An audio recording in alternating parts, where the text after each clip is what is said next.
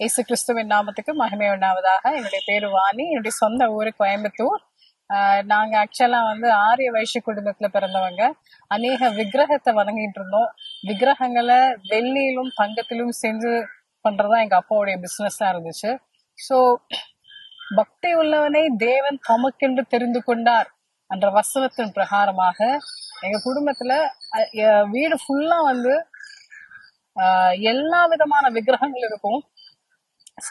வீடு ஸ்டார்டிங்ல இருந்து எண்ணி வரைக்கும் அப்படிதான் இருக்கும். அந்த மாதிரி குடும்பத்துல கர்த்தர் எங்க அம்மாவை தொட்டார். என்னுடைய மாமா அவங்க லாயர், கிளைண்ட்ஸ் எல்லாம் பாஸ்டரா இருந்தனால அந்த பாஸ்டர் எங்க மாமா ரட்சிக்கப்படணும்னு ஜெபம் பண்ணாங்க. சோ அவங்க மூலமா நாங்க இயேசுவை தெரிந்து கொண்டோம். நான் ஒரு சபைக்கு போகும்போது அப்ப எனக்கு 10 வயசு தான் ஆச்சு.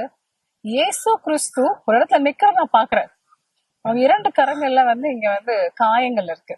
அப்ப பரிசுத்தாவி என்கிட்ட சொல்றாரு, என் கண்கள் திறக்கப்பட்டது.